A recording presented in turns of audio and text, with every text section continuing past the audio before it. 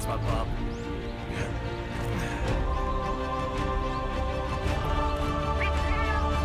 Let's go!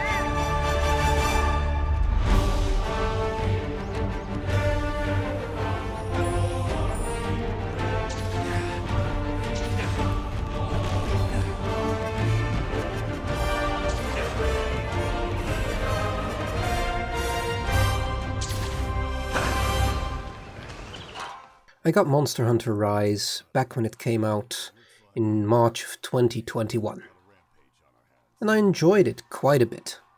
All the new moves, the new monsters. Sure, the village quests were quite easy. I remember not equipping any armor until I got carded once, and to my surprise, I made it quite far like that.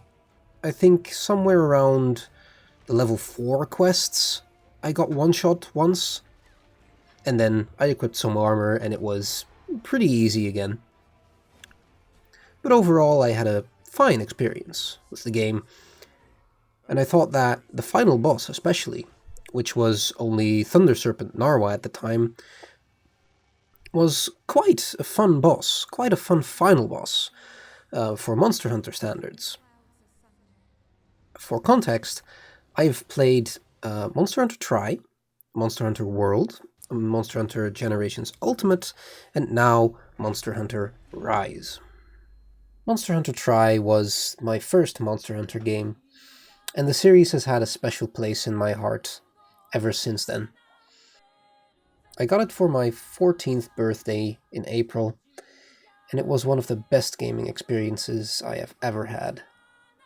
Big monsters to fight, cool armor and weapons, the best combat I've seen in any game. Now, back then, I did not really play games online that much, so while I did end up facing Elatrion a few times, most of my time was spent offline, 1v1ing all of the monsters multiple times. Despite later knowing that Monster Hunter Tri was one of the smallest titles, I still spent several hundreds of hours playing this game, beating the final boss, the big, what was it again? The big underwater monster with the horns. So it was a decent fight.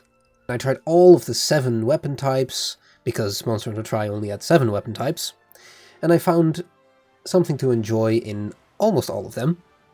Not the ranged weapons. The ranged weapons, I tried them, but they weren't really for me. I spent the next 8 years searching and hoping for another game like Monster Hunter, but nothing was quite able to catch that same level of combat. I tried some God Eater, I played Dark Souls, some MMOs that sold themselves on having great combat, but it was all mediocre. Well, it wasn't mediocre, I mean, I love Dark Souls. God Eater was fine, but none of them really captured the Monster Hunter experience, the one that I was really looking for. There were some other Monster Hunter games released, but I did not own a 3DS, and my parents weren't going to get me one. And also, I don't live in Japan, so being from Europe gave me some limited access to Monster Hunter games. But after quite some years came the amazing announcement of Monster Hunter World.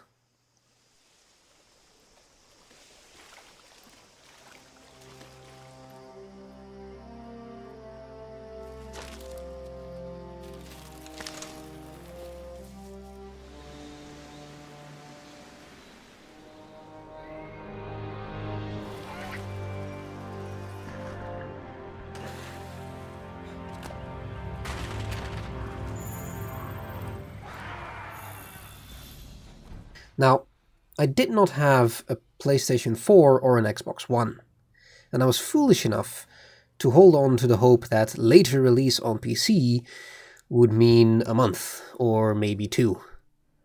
But January passed, February passed, and we got very little news, and I had to wait for 8 months to finally be able to play Monster Hunter World. And I was quite disappointed.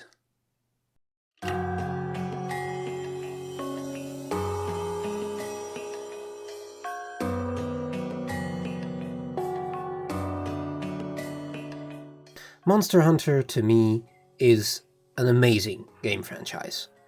In this video, I want to discuss my gripes with the direction of the newer generation of Monster Hunter games.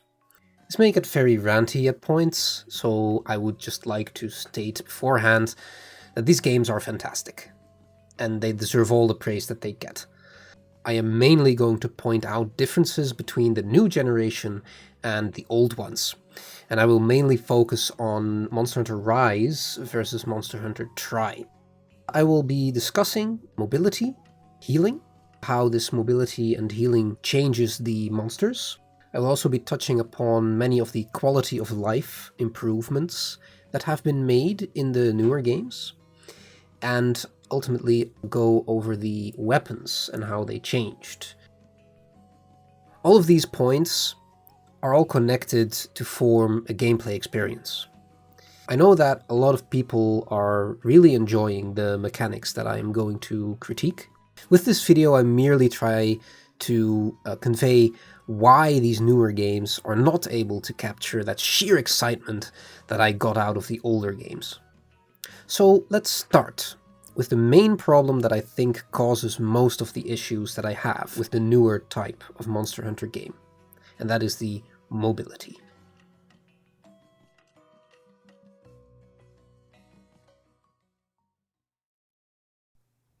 Monster Hunter Rise introduces wire bugs and a bunch of vertical movement. And this is awesome. Climbing the mountains, swinging around the environment, and exploring it is a lot of fun. I really like what they did with the maps, especially the reimaginings of the older maps like the sandy plains, the flooded forest, and now also the jungle in Sunbreak. But these things to me are all secondary to the main thing that I love Monster Hunter for: the combat. So what do the wirebugs do for the combat? Well, I am very glad to say that some monsters have moves that are made to be jumped over with your wirebugs.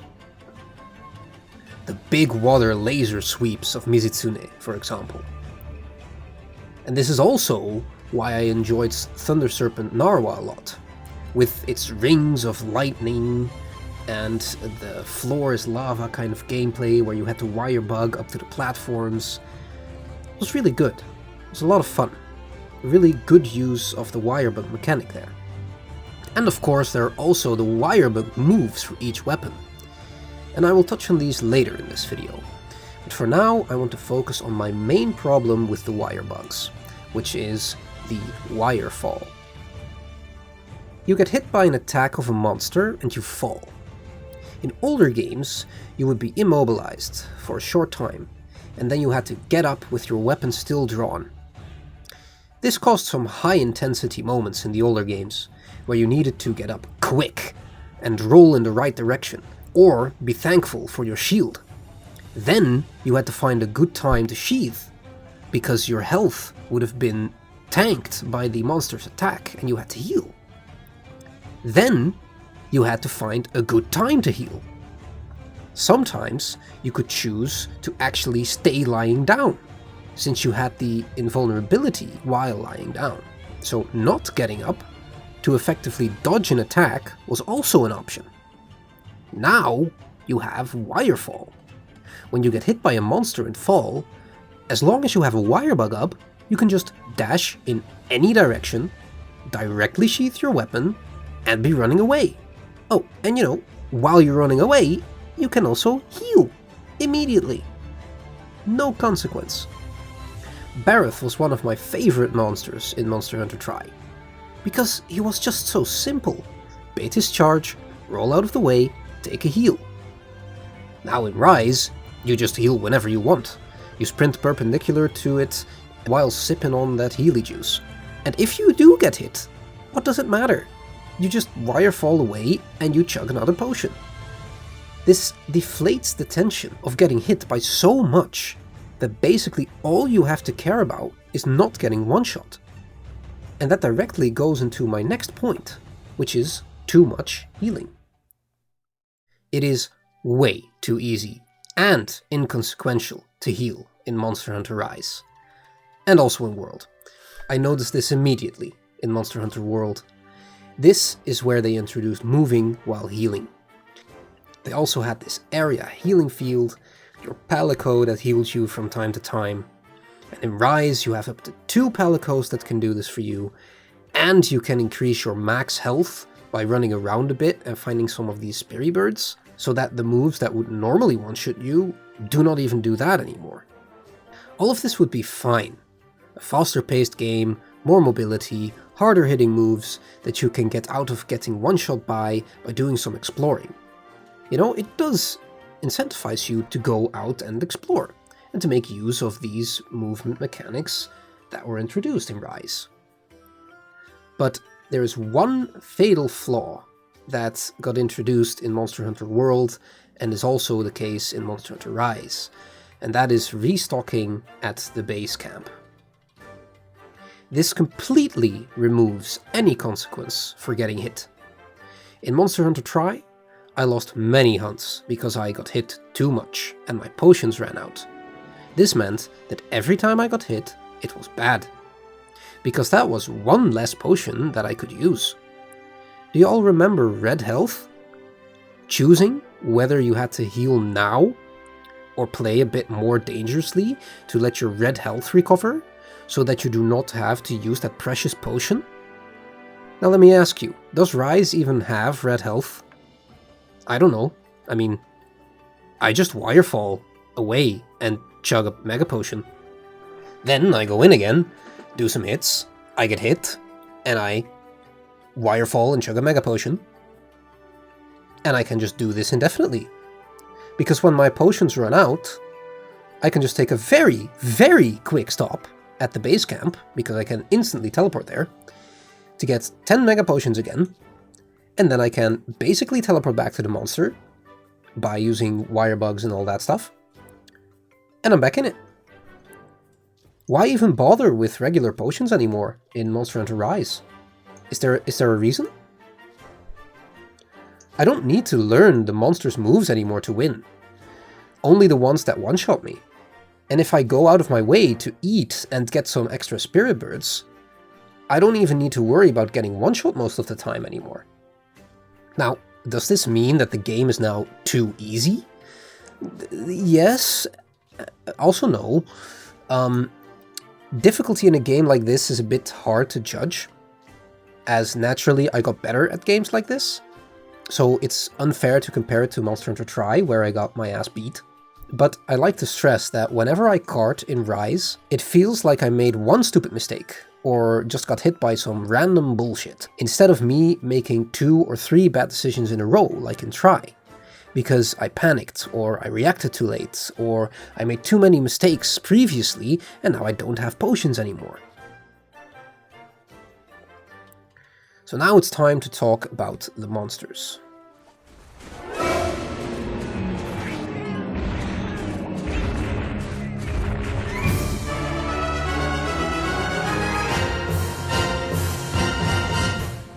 The monsters of Monster Hunter is really what the games are all about. I have vivid memories of fighting Barroth, Lagiacrus, Rathian, Rathalos, Diablos, Uragan, Agnaktor. I remember struggling very much with Bariath, fishing the Gobul out of the water, being scared of Kurupeko calling a Rathian to its aid. Almost all of the monsters in Tri were memorable to me. The monsters in Rise, on the other hand, are pretty cool, I guess. Anything before Hub Level 3 is really too easy to be very interesting. I like the idea and design of the Tetranodon a lot, but it's just too easy. A monster like Bishaten is super cool on paper, but I never really have to respect it. The few monsters that I actually really enjoy hunting in Rise are Anjanath, Gosharag, Mizutsune, Rajang, Rathian, Zinogre, Chameleos, and Thunder Serpent Narwhal. As a reminder, I have not completed Sunbreak, and I have not fought Felstrax in this game. That leaves about 30 monsters that I did not really enjoy hunting at all, which is about 75% of all monsters. Compare that to Monster Hunter Tri, with 11 fun monsters and 7 mediocre ones, which is only about 40% mediocre monsters. So why do I enjoy the monsters that I do enjoy? Well, it's quite hard for me to say for each of them, but mostly it has to do with respect. A monster gains my respect by being difficult, by forcing me to pay attention and learn it.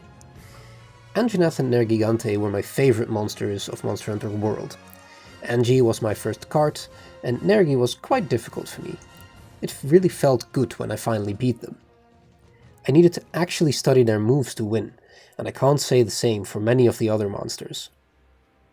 Back in Monster Hunter Tri, I had to pay attention at all times. This is why even an easier monster such as Barroth was already so much fun. Because like I discussed in the healing section, each hit mattered. When I dodged a Diablos emerge in Tri, it was thrilling. When I dodged a Diablos in Rise, I may as well have gotten hit. Notice here how Diablos is already turning around before I'm able to move.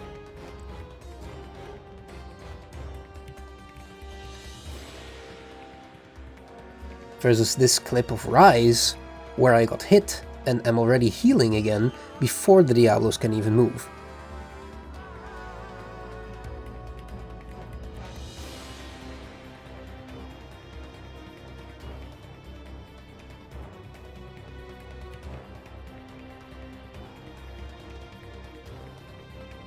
But I am repeating myself.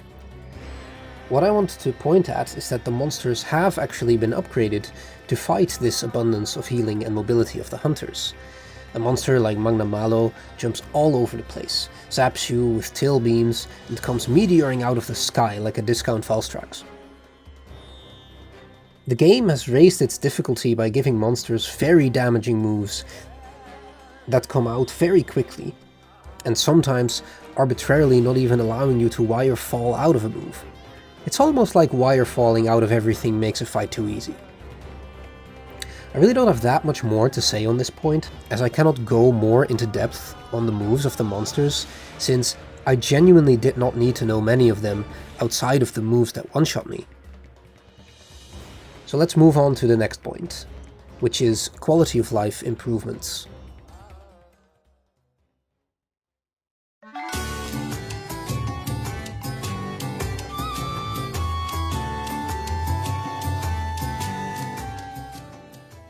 Do any of you remember the Gathering back in Monster Hunter Tri?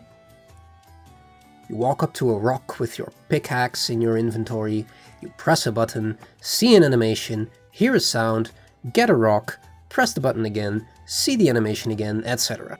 You hope that your pickaxe does not break, you discard useless material for the more valuable ore that you find, and all until the rock was depleted.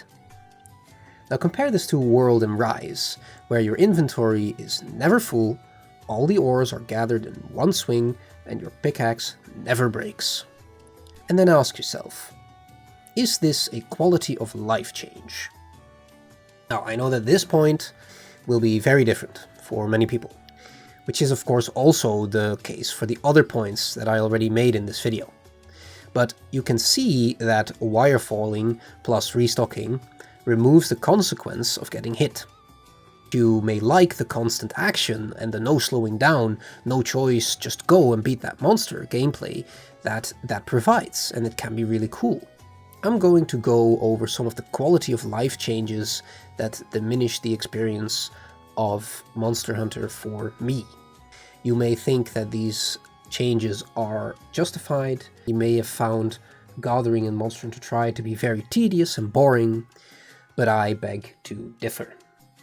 So on the Gathering, I have fond memories of Monster Hunter Tri Gathering, where I needed a specific ore, so I went on an expedition in the Flooded Forest to get that ore. Each swing had anticipation. Would the ore that I needed be in there? And after a few swings, I got one. Alright, nice. Now a few more. I went around the mining places, pathing out the quickest way to get around. This whole process was actually fun and exciting in a way. And now, in Rise, I just occasionally ride past an ore, and I tap the button once for a second, I get a bunch of ores, and I really don't think about it anymore. Gathering is no longer a deliberate action. You don't go out of your way to gather or mining ore, you just kind of do it on the side. And that's no longer satisfying. There's no anticipation, there's no payoff, nothing. And this also ties nicely into the rewards. So after each quest, you get rewards, right, for doing the quest, for killing the beastie. Back in Monster Hunter Tri, you couldn't just take all. You had to go over each part and send it to your item box individually. This caused me to actually look at what I got. And this made me excited when I got a rare item. I mean, you might as well look at what you're putting into your inventory, right? Now, in Rise, you just take all. You don't even look at what you have. There's no satisfaction, there's no thought, you just take all. Now that brings me to cold and heat potions. This was a topic that has been discussed a lot in the community already, because it was one of the most apparent and straightforward quality of life changes that have been made. And my simple take on this is as follows. No more cold and heat potions simply means one less thing to worry about while hunting. Back in Tri, the ice and volcano zones were not only harder because of the harder monsters, but also because there was this extra timed moment of needing to chug a potion or have your stamina or health start dropping. Just one extra occasional moment of, oh no, I need to find a good spot to chug a potion. These moments are what makes Monster Hunter exciting. Why would I want less of those moments? Of course, in Rise, having to chug a potion would not be that impactful, because you can just move while drinking. Back in Tri, drinking any type of potion was a commitment. You had to plan drinking a potion, and so also plan drinking this cold or heat potion. If your cold potion ran out, your health would start draining, and that's bad, because you had limited healing back in the day. So then the map exploration. Back in the mobility section, I said that the maps in this game are awesome. And I still believe that. It's very true. So why does the game allow you to completely ignore all of it? Create wire bugs to skip large parts of the map, a palamute so that you can sprint past everything. But why even bother with the dogs or the bugs to transport you, really? You can just fast travel to a different base camp. You card it, you're next to the monster within 10 seconds. You don't even have to find the monster anymore. Back in Tri, there was fun in figuring out where a monster would usually spawn. Sometimes you would lose a lot of time finding a monster again if you did not paintball them. Which could mean mission failure for you if you were not that good at dishing out damage in time. Is it really a quality of life change if it simply removes interacting with a bunch of the game? Why are timeouts even a thing in the game anymore? Why? I mean, sure, it is frustrating to have your quests fail on a timeout, or have your pickaxe break, or swing your net for one bug at a time, but all these minor things make it so that it is more triumphant and satisfying to get it done. And there's even more that I could get into, like sharpening your weapon while moving on your palamute mid-combat. I hope you now understand why I do not like all of these supposed quality of life improvements, while they are really just take away an aspect of the game for me. Mostly making it easier and quicker, but to me that is less satisfying. All of this, the mobility, the healing, the monster attacks, all these quality of life improvements, so to say, they all sum up to why I like the older games more than the newer ones. And that is the idea of fast excitement versus slow satisfaction. The newer Monster Hunter games, they're all about fast excitement. You know, don't bother finding the monster, we want to go now. Look at this flashy move your hunter can do. Don't waste time harvesting materials or preparing for a hunt. You can go now, go, go, go. The older Monster Hunter games were more about slow satisfaction. Think about what you need for your hunt. Go scout the areas for where the monster is. Make sure to throw a paintball on it. Slowly learn how to dodge each of the monster's attacks, while also learning how to use your clunky, heavy, big weapon, so that you can flow each attack into another. If you mess up, you are in end lag for a while. It wasn't about feeling like a god, but it was about learning how to overcome these epic creatures by learning how to exploit them. This feeling of the new games versus the old games is really why I made this video.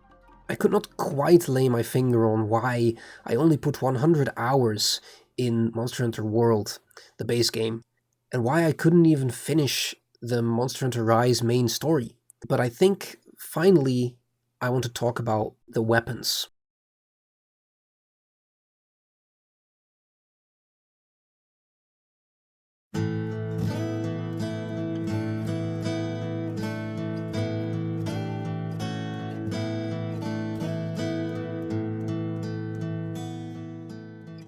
My first Monster Hunter game was Monster Hunter Tri, which only had 7 of the 14 weapon types that Monster Hunter games are known for. These will be the ones that I will focus on the most. And also I will be ignoring the ranged weapons, as I have not found any joy in using them in any title. So, Monster Hunter Tri had the Greatsword, the Sword and Shield, the Hammer, the Lance, the Longsword, and the Switch Axe. I ended up playing all of these quite a big amount, and I had a lot of fun with all of them. The main point that I'm going to make here in this section is that the older, simpler weapons with their simpler movesets gave me a much more satisfying play experience, rather than the more flashy, epic moment types of movesets that the newer games have. So let's compare my main weapon of Monster Hunter Tri, the Hammer, to the Hammer of Monster Hunter Rise. All the footage here is from Monster Hunter Generations Ultimate or Monster Hunter Rise, since capturing Monster Hunter Tri is not possible for me at this time. In Monster Hunter Tri, the Hammer was, like most weapons, very simple. You had your basic strikes, with a quick side strike, and a charge attack. This charge attack had 3 levels. One for quickly continuing or starting your combo, one for closing the gap to the monster, one for big damage, and one for when you want to spin to win. I loved smacking monsters in the head with this big bonk stick. Each hit felt impactful, and I could not get enough of that level 3 charge, big impact hit. You can continuously move around while charging and dodge when needed. React to the monster's movements by closing a created gap with a level 2 charge, or predict the movement of a Rathian's tail swipe to perfectly align that slam dunk level 3 charge on its head. Very satisfying, very fun. Monster Hunter World had introduced the mechanic of putting charge into your hammer to buff its damage until you got hit or you sheathed. I actually quite liked this mechanic in World, as it was a trade-off between damage, more impactful moves, but you couldn't sheath. I also liked the addition of the big on-hit combo that was added. I remember physically moving my head back and forth to each one of the strikes. But these additions marked a shift in the weapon design in the Monster Hunter games, and this became really apparent in Rise. Rather than the weapons having a few moves, with some of them having special attributes, they now all have big charge moves, long combos, mobility, etc. So, for the hammer, you still have your basic strikes. You have your quick strike, Now with the follow-up of the big on-hit move, you have the charge attack with 3 levels still, and that is the same as before, but you can now swap your hammer modes. It's not even a buff anymore that gets lost when you get hit. I don't know, you just have it. This gives 3 new charge moves. One, again, for quickly continuing your combo, now with a bit higher range. One for closing the gap to the monster, which goes even further. And now one for also closing the gap with the monster with a big impact hit. And one triple strike for the big impact. So why would I ever use the unswapped version? Why would I ever go for the yellow level 3 now? I know that you can swap back for an instant level 3, but I guess the level 1 and 2 are just obsolete now?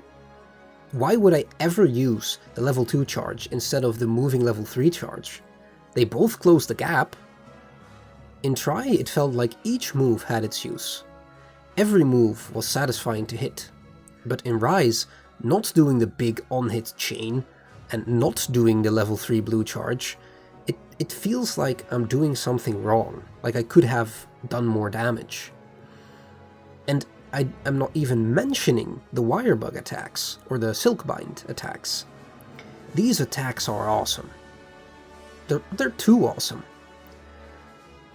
When a monster is down, why would I ever use the on-hit combo when I can do the big Omega Hammer Slam Wirebug attack? Again, this diminishes the impact and thus the satisfaction of all the other moves. If I just have a move that is cooler, that looks more epic, why would I ever use the moves that are not that? This problem of the Wirebug attacks, and also just extra moves of the weapons in general, can be seen in almost every weapon. The Greatsword now has the true charged slash, and this makes the normal level 3 slash just feel less powerful.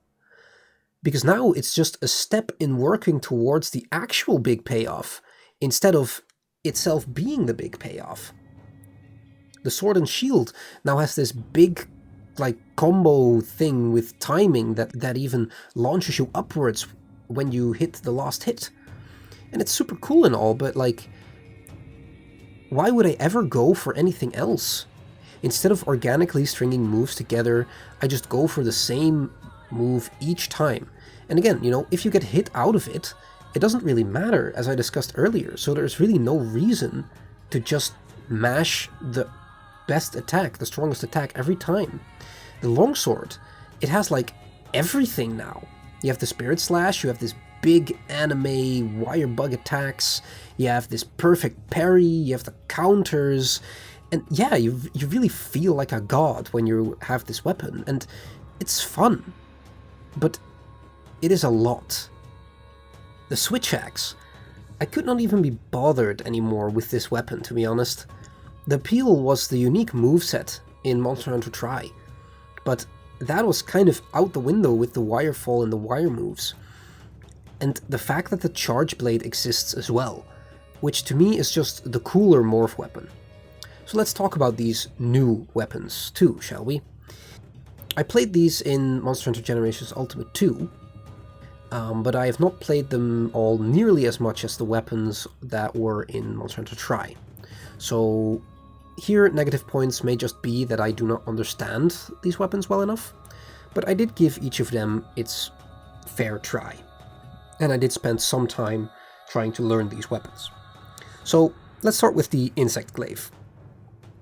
The Insect Glaive is a really unique weapon, and it is one of the weapons that does not really suffer from any of the issues that I mentioned. It is satisfying and fun to use, just not my favorite weapon.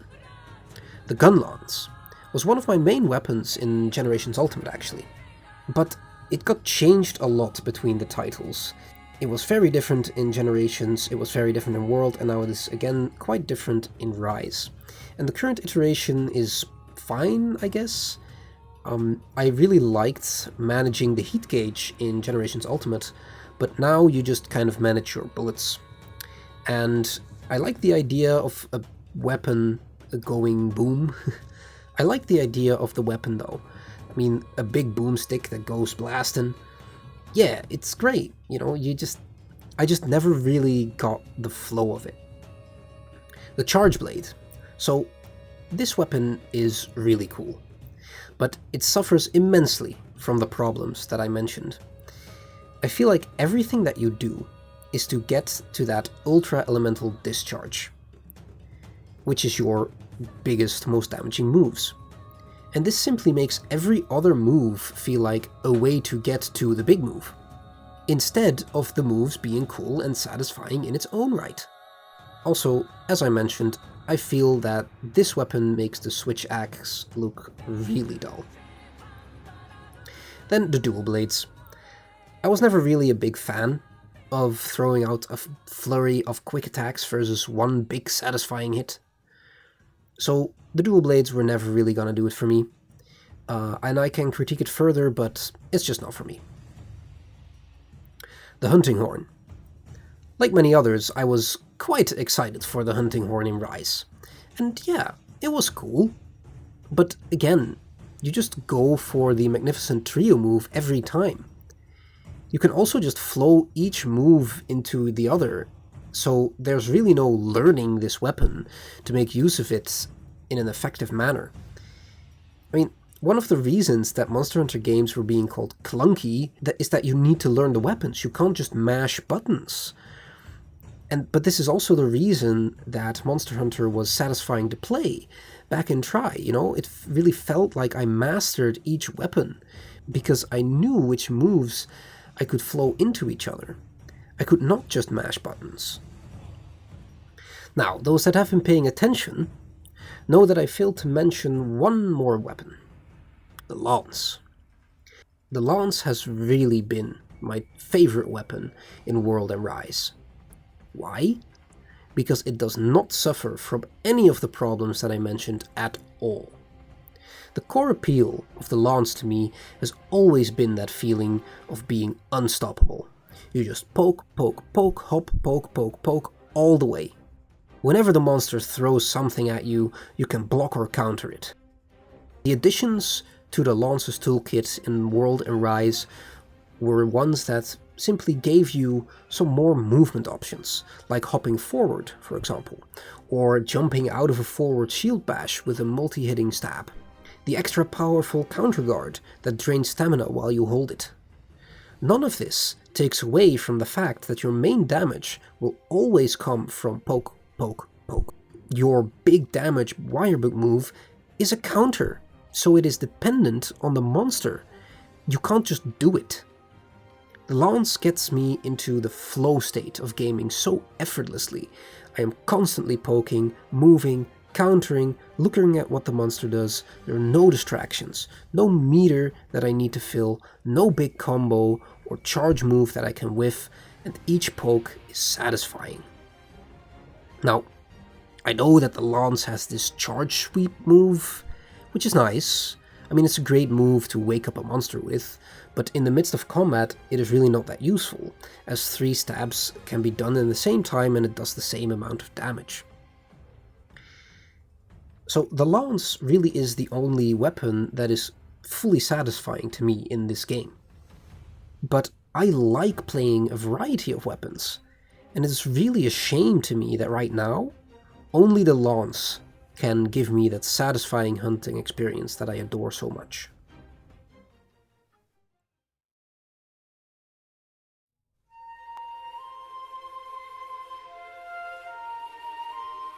A few years ago, I wrote a document called Why Monster Hunter is the Best Game Out There. In it, I described how Monster Hunter captured exactly what I liked in games. How it has the perfect gameplay loop, interesting variety in its weapons and monsters, how it felt so great to be able to jump away from a monster's big attack just in time, or how perfectly timing your hammer swing on the head of a monster so it gets KO'd made me feel so powerful. I highlighted Nergigante, the Celtus Queen and Uragaan as some of my favorite monsters that were just so unique and cool. I mean, Uragaan, the Crimson Chin that is also a wheel of death, the Celtus Queen, an insect tank with a Celtus gunner on top of it. Holy shit, those hunts were awesome. I also mentioned the charm and humor of the games, with the palicos at your side, the awesome and sometimes hilarious weapons and armor you could craft. Monster Hunter Tri is one of my favorite games of all time. I'm frustrated with myself that I can't just like Rise the way that I loved Tri. I decided to make this video mostly to see if I could. And for as negative as it may have been, I still love these games, and I just wish they could recapture that magic of the first one.